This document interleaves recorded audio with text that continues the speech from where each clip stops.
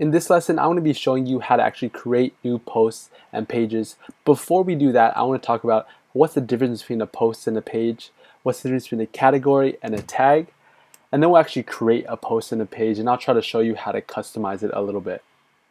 So what's the difference between a post and a page? And it may seem like an arbitrary distinction, but a post we can generally think of things like blog entries, where they're time sensitive in nature and they appear in the RSS feed. And I think that that's the most important part, that posts appear in RSS feeds, whereas pages do not.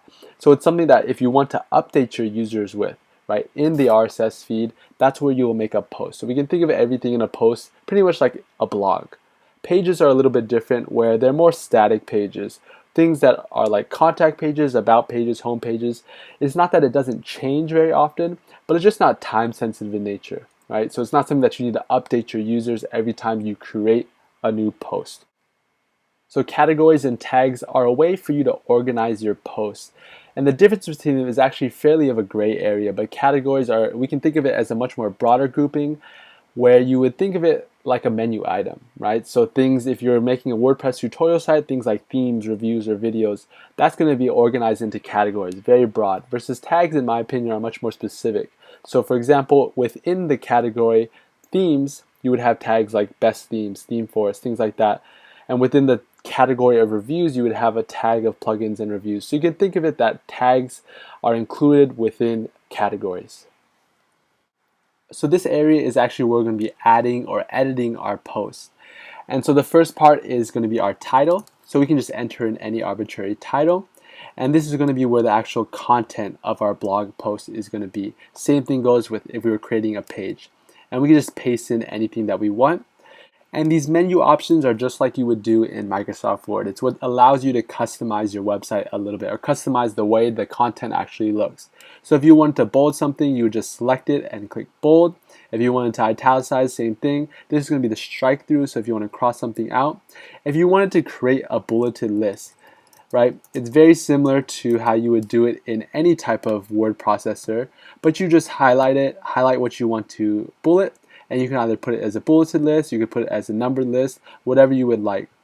This next thing is actually going to be a block quote, and it's specific to WordPress, but pretty much what it does, it puts things in quotations. And depending on how your theme works, it's going to show up a little bit differently. It may be indented, it may be slightly different color, but that's entirely dependent on your actual theme.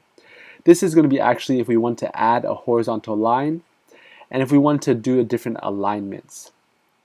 But the next thing are going to be links. So these are hyperlinks, and so you may or may not be familiar with them, but links are what you use to direct your users to either a secondary website or another page on your actual website. So I'll show you actually how to insert a new link. So we're just going to click on that, and say we wanted the user to go to Google, right? And the title is, when you hover over the actual link, what's it going to show up as? And it's going to be that title right there. And if we can either open it in a new tab, or we can not open a new tab, and we'll just add the link.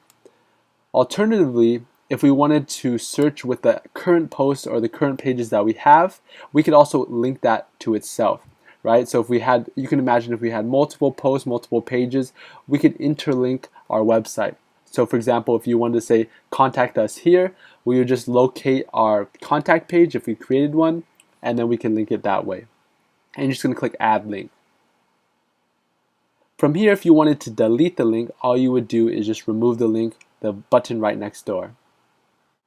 So if we wanted to actually create a new category, a new tag, all we would do is create a new category. We'd press the add new category button, type in whatever we want the category to be called, and just add a new category. The same thing goes with the tag. If we wanted to create a new tag, for example, a plugin review, we would just type it in and click add. And I didn't mention featured image before, but it's highly dependent on the actual theme.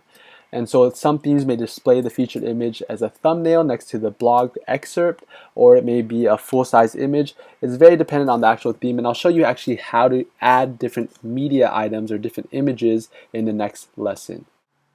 So the last thing we're going to be talking about is actually how to customize the structure of our post a little bit more.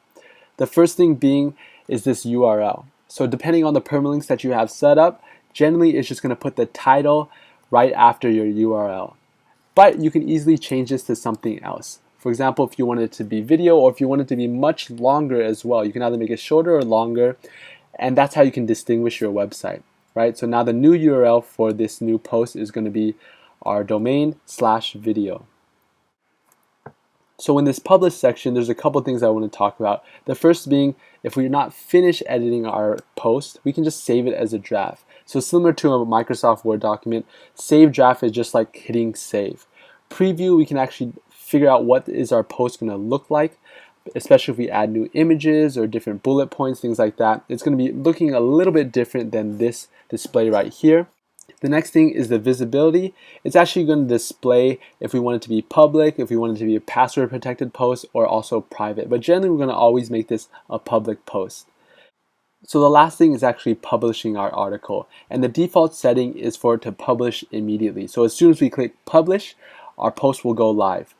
But alternatively, if we say we created a lot of posts all at once, or if we just wanted to schedule it to a certain date, we could easily do that. All we would do is change the date and click OK, and this would change to schedule now, and we would just click schedule.